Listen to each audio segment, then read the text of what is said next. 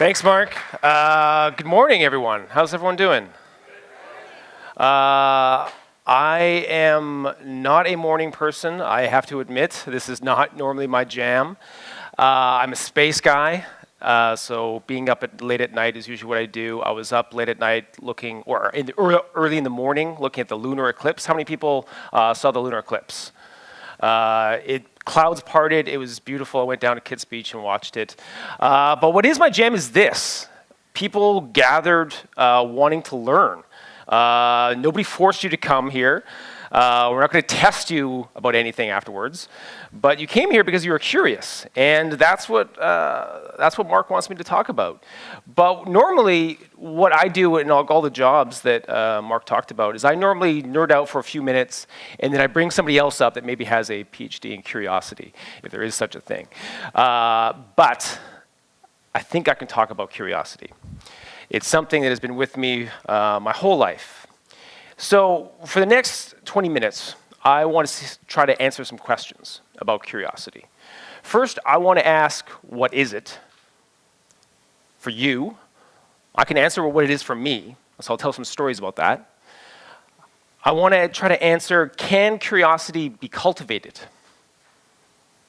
And if so, how and where? So we'll start with the first question. And for me to answer that first question, what is curiosity, I have to go back in time and, oh, there I am, and talk about this dork with the yellow underwear. Mark said, I grew up in North Delta, a Christian family, and I was a pretty curious kid and kind of a loner, but not like a morose loner. Like I'm pretty happy, like just climbing trees and just being in my head a lot. I would write down what my skills were in school. Do you remember, like, what are your skills? I would write down daydreaming. And what do you want to be when you grow up? I want to be a time traveler. Back to the Future was a big deal for me, and there was these books called Time Machine. They're kind of like Choose Your Own Adventure, but they're just called Time Machine. I don't know if everyone remembers. My mom wanted me to be a doctor, which I don't know why she thought that, what skills I had. I didn't talk to anyone. How many people, their parents wanted them to be doctors for no other reason, but they just wanted you to have like a good, reputable, high-paying job, probably. But for me, curiosity really got going when I came across this sentence. This is where it all started for me. And back then, we didn't have a VCR. I was too young to see it in the theater. I had the action figures, but I saw it once, and this sentence really got me going. A long time ago, in a galaxy far, far away. A long time ago. So this story is happening in the past, in a galaxy far, far away. So it's also physically far away from us. Time and space. At a young age, I started to connect those things, and that they actually are connected. And when we look at the stars, we are looking at time and space. We are looking back in time at a star, and the light is taking time for it to travel and hit your eyes. You're looking back in time, literally, when you're looking at the stars, but you're also looking at the future of where we may go eventually. So these thoughts would permeate in me, and it was around the age of 8 and 9, which I like to think of as like the sweet spot for curiosity. I just ask questions, and in Sunday school, it would get me in trouble a lot, especially when it came to dinosaurs. But what happens in the school system, I grew up in British Columbia, and they've changed the curriculum, but in the old curriculum, you learned about space in grade 3, and then not again. It doesn't even get mentioned until grade 9. Now, I don't know if anyone remembers what grade 9 was like, but it's not a very curious time. There's a lot of changes happening to your body, and you just want to hide. And that's basically what happened to me. And from then on, I started a journey, into adulthood. And I sort of started what I kind of look back on now as a theme, a journey that I've been on and still am on, which is a theme of looking for a home. And since then, I've been experimenting with things of what I wanted to do with my life. And after high school, I went to business school, got a marketing degree, a business management diploma. I went to film school, I got into acting, did some comedy, and did a lot of experimenting. Until I came across my first home, the H.R. MacMillan Space Center, shaped like a Haida hat on the unceded territory of the Musqueam, the Tsleil-Waututh Nations. And this building stoked those fires of curiosity that I thought were dormant, because I would be talking to people about space. And that's all they needed, was like passionate people to get up on stage and talk to an audience about space from all ages. And I could do that. But my secret was that I did not have an astronomy background. My dirty secret is that I've actually never taken a university-level science course. But ever since I was 8 years old, this subject has been in my mind. Remember, a long time ago, in a galaxy far, far away, I had been thinking about life in the universe. So I could get up on a stage and I could talk to people about space. But there was one day in particular that is a moment that I still think about and has been very important for me in thinking about where curiosity came from in my life. And it was a day when a boy, 8 years old, came in with his mom. And he was doing a project. He needed to do a report on a profession that he wanted to be when he grew up. He wanted to be an astronomer. So he came in. The project was due on Monday. He came in on a Sunday. And we didn't have an astronomer on staff at the time. We do now. His name's Derek. He's a big nerd. But I was an interpreter, and he came in. I was the closest thing that he was going to get to an astronomer. So we went off to the side, and we did an interview. And this was really exciting for me because, as I just said, I don't have a background in astronomy, but I've been passionate about it. And here's this 8-year-old kid that's going to be talking to me about a career that he may have. But I was also very nervous because what if I screw this up? I don't have a background in science. So I sit down, and he pulls out this Star Wars notebook. And he starts the interview. Question 1. What does an astronomer do in his day-to-day life? Well, I'd get really excited. I'd say, well, astronomers look at stars, but sometimes astronomers are not looking at stars. They're looking at what's not the stars. They're looking at computer readouts, and sometimes there's radio astronomers, and they're just listening to the stars. And it was a very long and rambly, incoherent answer, and he's kind of just looking at me dumbfounded, and he just writes down beside question 1, look at stars. The interview's not going well. But I know this kid. Remember, he's got the Star Wars notebook, and he's got these big glasses. I know him. Not personally, but I know him. And he's looking at me, and maybe he knows me because he gives me exactly what I need at question 2, which is a softball question, a little cream puff, if you will. What's your favorite planet? Oh, I'm not going to tell you that. My favorite planet is Saturn, but you may think it's because of the big, beautiful rings, which are amazing. They're made of tiny little pieces of rock and ice, some as small as a car, some as big as a bus. But it's because Saturn is a system, not a solar system, but a planetary system because of all of the moons that go around it. And these are more than moons. These are worlds, amazing places. Like Hyperion, which looks like a beehive with all the craters in the side of it. There's Pan, which looks like a space ravioli. There's Enceladus, which shoots geysers of water into space. There's Titan, which has an atmosphere. It's got lakes and rivers. They're not made of water or oxygen, but they're made of methane. We could explore those places with a space submarine. Space submarine? Space submarine. But best of all, there is a moon that has a giant crater in the side of it, and it looks exactly like the Death Star. His eyes lit up, and he started writing down everything that I was writing down. And this was the moment. I had hit the curiosity sweet spot. And I felt it for the first time in so long, and I was so excited to feel it again. But the moment didn't last for long because the interview wasn't over. Question 3. How much does an astronomer make? So I paused because I didn't want to give a rambly answer like I did before. I wanted to be a succinct, clear answer. And in that pause, a voice came in of someone who I totally forgot was there the whole time. And that was the mom. And she said, "Not as much as a doctor."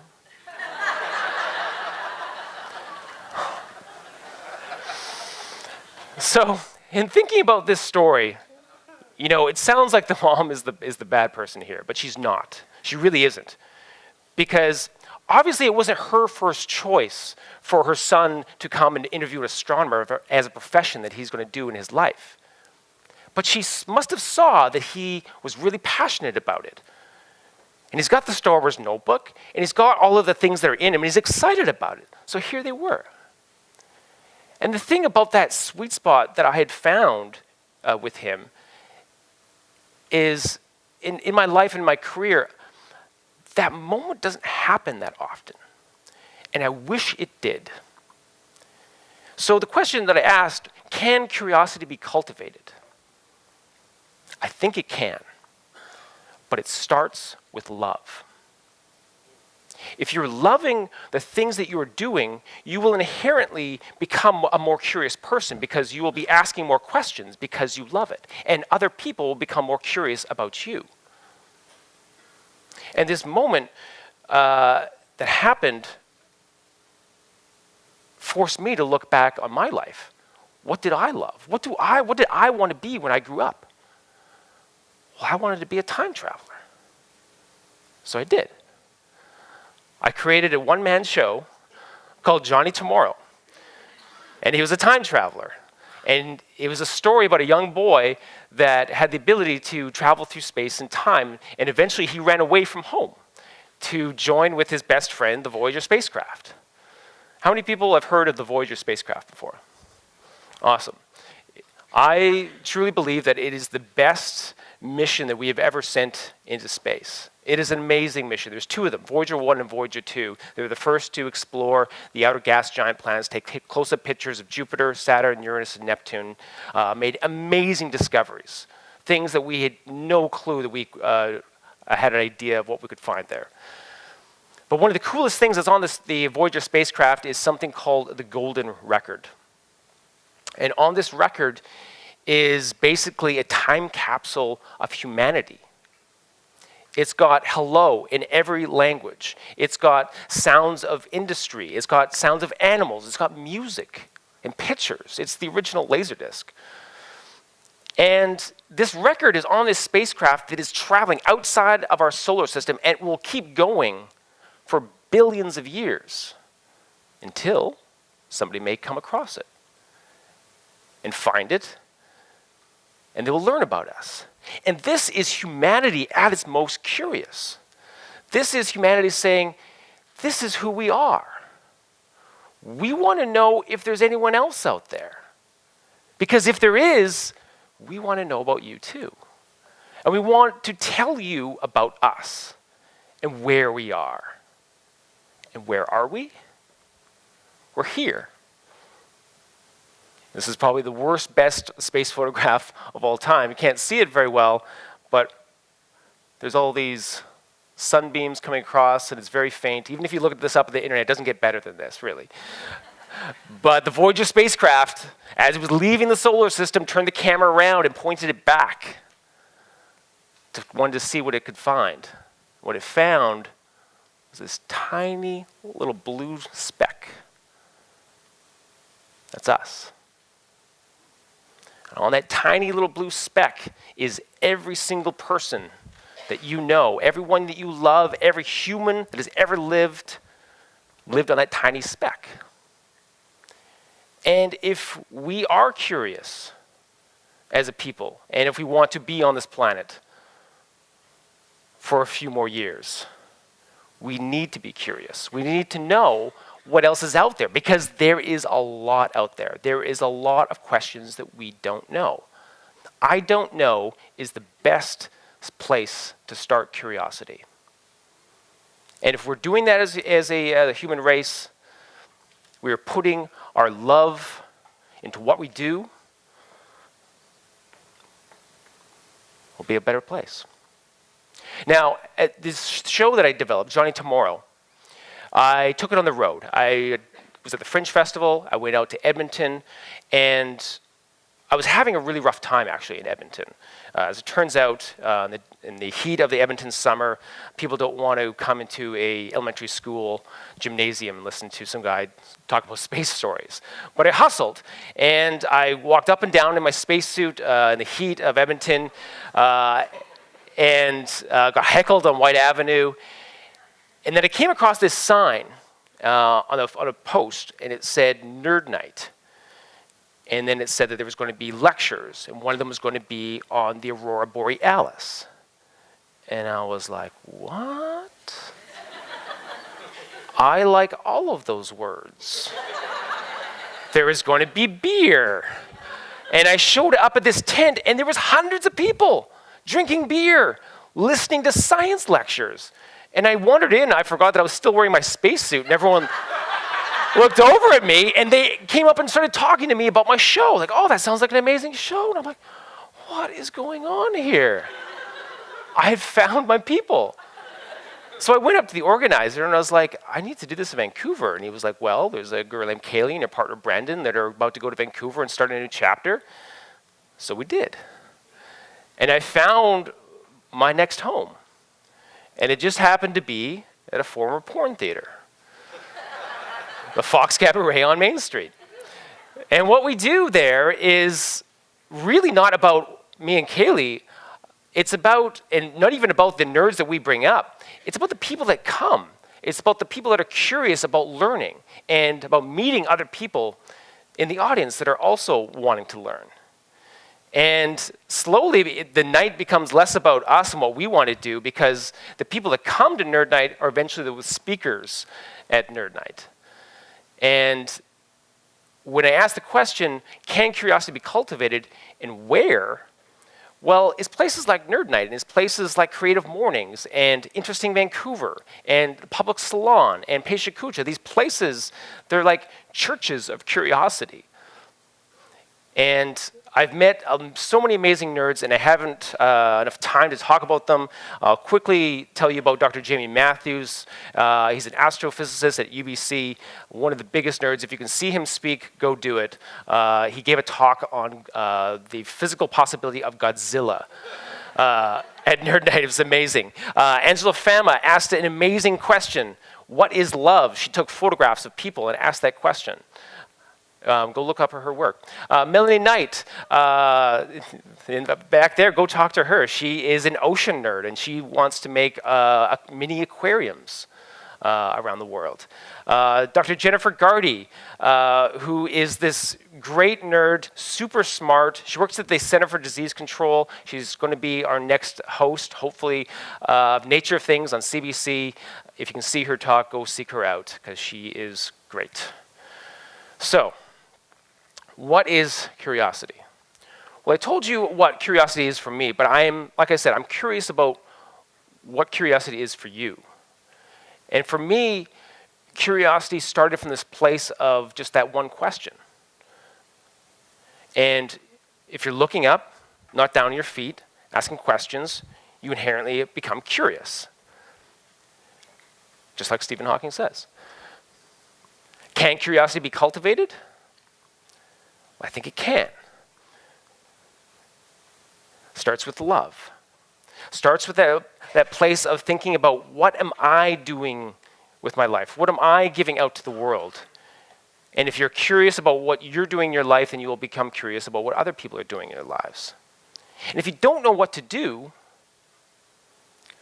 I came up with this sentence. The future is full of time and space. One of those is measurable. So use science as your candle in the dark, as your bedrock. Use the scientific process to figure things out. But that's just one part of it. The other part of it is full of wonder, mystery, and surprises. So you have to open up your heart and be open to new possibilities and experiment and do new things and try new things and fail and learn and do it again and fail again and learn and talk to other people and see what they're doing and fail and learn again. And eventually, we'll start to build a curious society that we all want. Thank you. So I'm curious to see if we can all sing together. And I have brought up my friend Louise Burns, who we're doing a show on Valentine's night at the Space Center, to come up and help me sing. And we have a volunteer, Carol from Music Heals, that's going to play some guitar. And we are going to sing a song of curiosity. And I've got the lyrics up on the screen. It's Eclipse. And so what's going to happen, I think what we all have to do, I think we all have to stand up. I know it's early, and just like in church, you don't have to sing if you don't want to, but... Okay, so here's how this is going to go.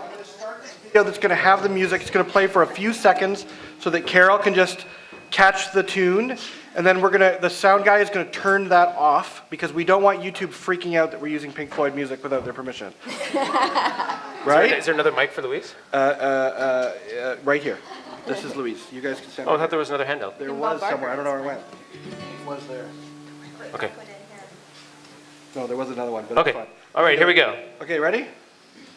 Whenever you're ready. Is the sound up?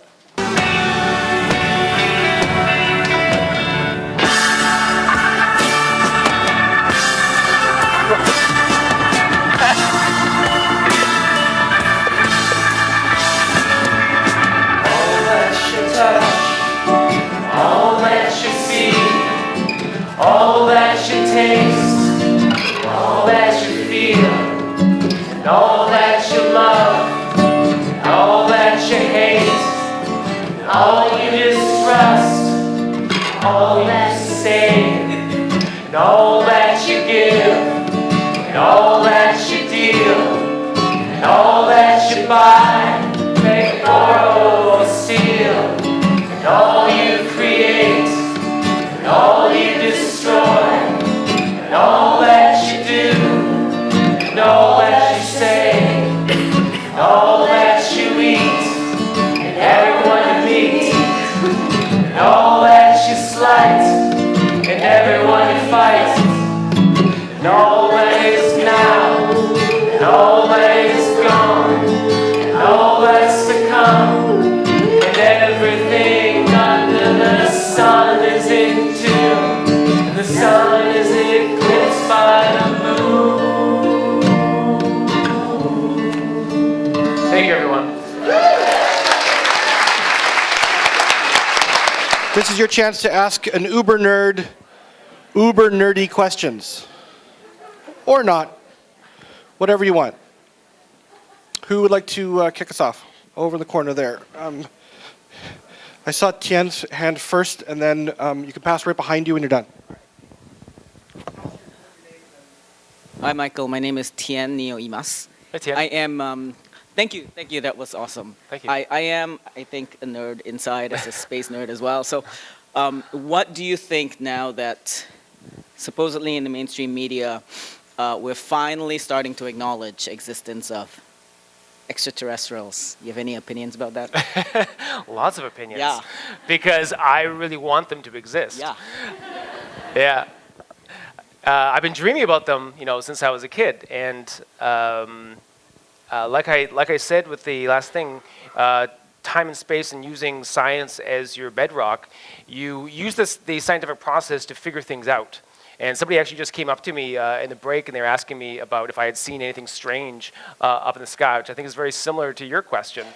And when you use the scientific method, you use everything that science has available to you to figure something out. And when that doesn't tell you the answer, then that shows you that you need to go and discover it, or somebody needs to go and discover it. And you need to start asking some questions until you get to the answer. So extraterrestrial life, there is no proof that there is extraterrestrial life, even though I really want them to be here. if you see something up in the sky, and I'm always very hesitant to jump to conclusions, because when you jump to a conclusion, then you're actually you stopped yourself from asking any more questions. You're just like, oh, I don't know what that is. It's really strange. Must be aliens. Yeah. You know?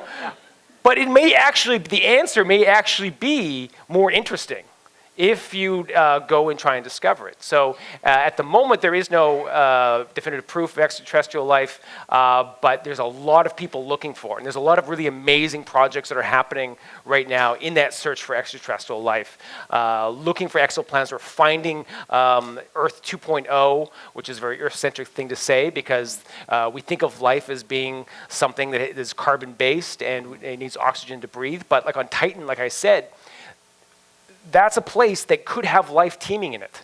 And when I said about space submarines, that's an actual mission. NASA actually just laid down the groundwork for a proposal to go back to Titan to look for life. Not intelligent life, but even if we find microbial life in our solar system, that says that in this one solar system of billions in our galaxy, billion galaxies in the universe, it's happened a couple times in our solar system. That must mean that there's a lot more life in the universe. So it's a systematic process, but with an open heart. Thank you. Hi, I'm Curtis. I work in education. Hi, Curtis. What kind of frameworks can we put in the education system that you could recommend that would encourage curiosity and, by extension, risk? Are you a teacher? Or I am a teacher, yeah. I teach photography up at Langara College. Okay. So actually what's happened is something that's happening in the curriculum system. As I said, the curriculum changed, and I was really happy with it. A lot of the old school teachers were not happy with it because if you were a school teacher, is there any school teachers? They're probably all, what? Substitute? What grade do you teach? K to 7. Are you a newish teacher? 2 or 3 years. So the new curriculum is kind of like a part of what you do. So in the old curriculum, if you're a grade 3 teacher, every year you would teach the solar system, and you just did it by rote. And it was great for us at the Space Center because we got all the grade 3 teachers. But now the curriculum is now much more fluid, and it's less about content and about facts. It's about getting kids thinking about the process of the scientific process. So throughout from K all the way up into high school, it's thinking about the questions that you need to ask to figure something out, and teaching the kids the skills of the scientific process. And that's more important than learning the order of the planets in our solar system, which is something I get really annoyed of. We don't need to memorize all of these places. What we need to know is we need to give kids the skills to figure out those questions and know that asking questions is okay and where to go to ask those questions. I read a really interesting book recently called A More Beautiful Question, based on the premise that the value, if there was a marketplace for it, the value of data and information and knowledge is actually declining. It's crashing, actually, because we can access it so quickly. But the value of a good question is increasing exponentially. Yeah. Learning to ask really good questions and connect that network, that knowledge, is what needs to be a part of mankind's relationship with knowledge in the future. So we have someone over here.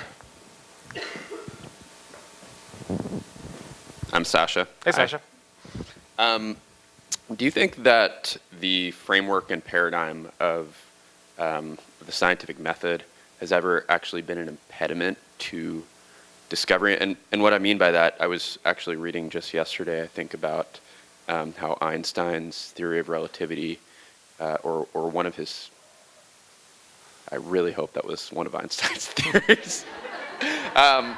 So one of Einstein's theories, he had put out into the world, and then a year later put out another paper that said it wasn't true, and then a year later put out another paper that said that wasn't true.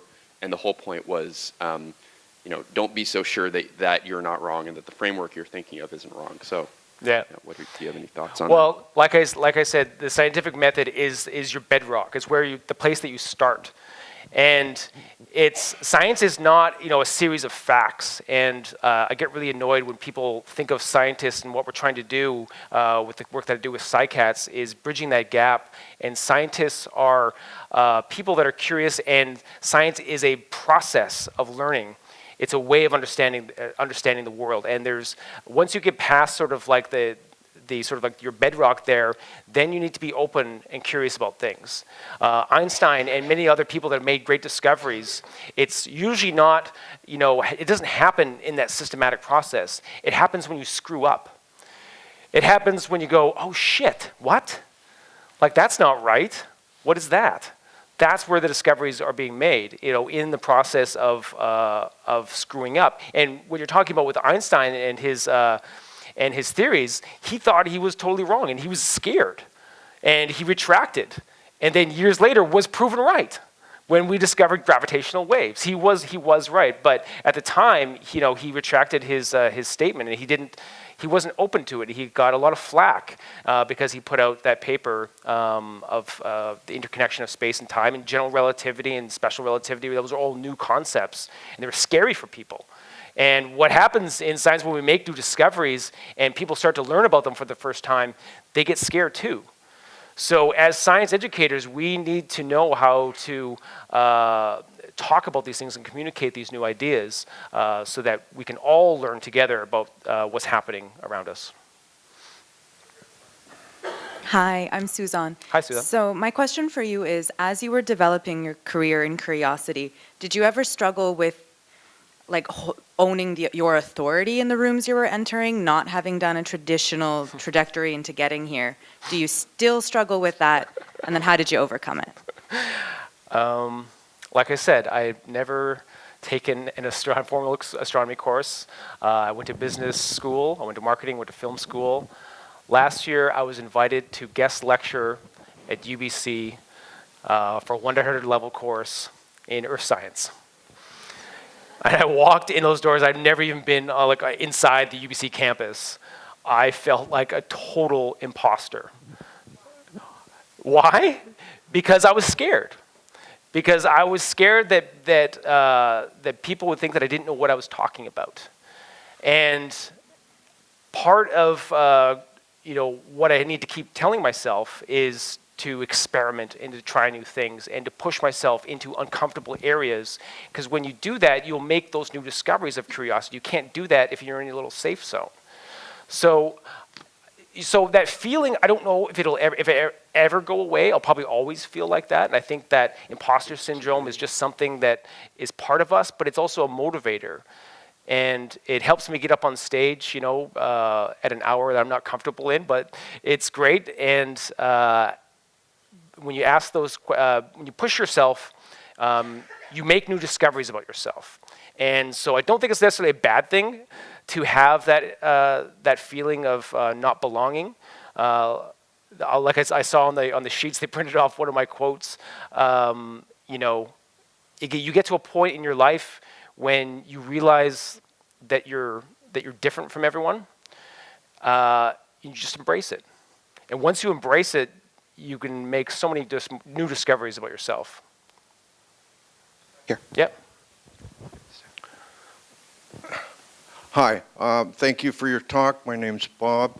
Hi, Bob. In 2015, humanity discovered or recorded a gravitational pulse from 1 billion years ago, and there was a little chirp on it. And they talked about it compressed time-space. Can you tell me any more about that?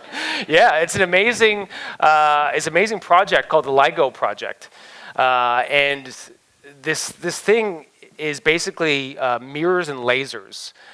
And what it does, so Einstein theorized that space and time is connected. There's that is sort of a fabric of space and time, and gravity, as was explained in relativity, sort of creates this well. It's not magnetic. That's a different kind of a force. Gravity sort of creates this well in the fabric of space-time. So his theory was theoretically this thing could ripple, that it actually is fluid, which was a very scary idea, and we had no way to prove it until they came up with the LIGO project. And so there's these huge basically channels that are dug into the ground. There's one, I think, in Louisiana, and the other one is in Washington. So there's two exact mirror copies of these channels, and there are these lasers that are pointed at these mirrors. And they can detect any kind of ripple that comes through them very, very minute. Like we're talking about like a fraction of an atom of width.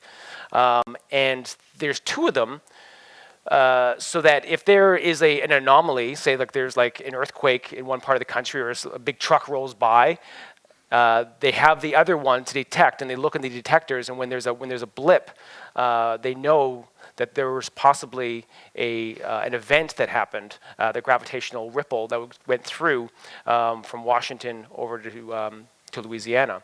And they've made more than one discovery. As soon as they turned the LIGO project on, they immediately made a discovery, and they've made a few more as well. And gravitational waves, like they're not a danger to us. Like these are very, very tiny microscopic fluctuations in gravity. Like not something we need to be concerned about, but amazing for science because now our understanding of the universe has changed. And now that we know that that is real, then we can go off and now make some other discoveries about the universe.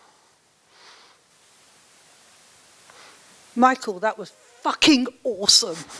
Thank you. Just needed to get that out of me, okay? So I've got a question. It's a question, but with a phrase, okay? The first thing is, 3 of my favourite things that rock my world is, I constantly ask myself, I wonder, what if and why? Mm-hmm. I think you might be the man to add another one to that list, so go for it. What would yours be? Or what are yours? I wonder, what was your questions again? I wonder. I asked myself, I wonder. Yep. What if? Why? Why is a good question. I didn't stop asking that since about 2. What's that? I didn't stop asking that one since I was about 2. The why question is a great one because I ask that, Mark asked me to come up and talk about curiosity on a stage with a bunch of people at 8 o'clock in the morning. Why? Yeah, it's a great question, and it gets to the heart of anything you do. You're not just doing something because somebody told you to do it. I'm doing it because I love doing this. And the why question is great. It gives you a motivation, and it gives you a sense of reaffirmation that you're doing the right thing by asking the why question. And in our educational workshops that we do at the Space Center, we're getting kids to try to understand concepts, but we're also understanding the why of the concept. Like, we're not just telling you how the relationship of the Earth, Moon, and the Sun are all connected. We're telling you that there is an important reason why they're all connected. And it's not just because we want you to memorize it, but we want you to understand it because there's some really important relationships happening here that will allow you to make other discoveries. So I think I would agree. I think the why is probably one of my favorite questions. Hi. Hi, I'm Jackie. I have a question about your inner space. So you talk about cultivating curiosity through love.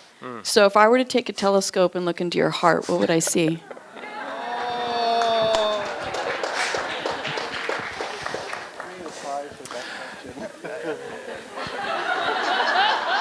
Do you want to sing again, Michael? I usually do this at night. I have a drink. Well,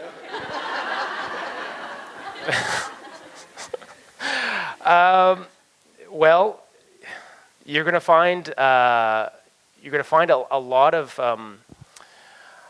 passion for people. I was an introvert for about the first 20 years of my life. And when I actually started to connect with people and actually find friends, that really allowed love to develop in my heart because we need people. We're not just islands, on this planet. We are all a community. And when you find people, like when I found the Nerd Night and I found the Church of Curiosity where I could just be myself and I could find friends that I can allow myself just to be by myself. And I've got some old friends, Lindsay and Dustin here, and some new friends, Miranda and Mark. This is where love is in my heart, and it allows me to do the things that I want to do in my life. That was not a question I was expecting, but a great one. I love questions like that. I think that question has to be the last question. Okay. So here's what I want to do. Can you come stand right here? Everybody, you guys all know how to make the love thing with your hands, right?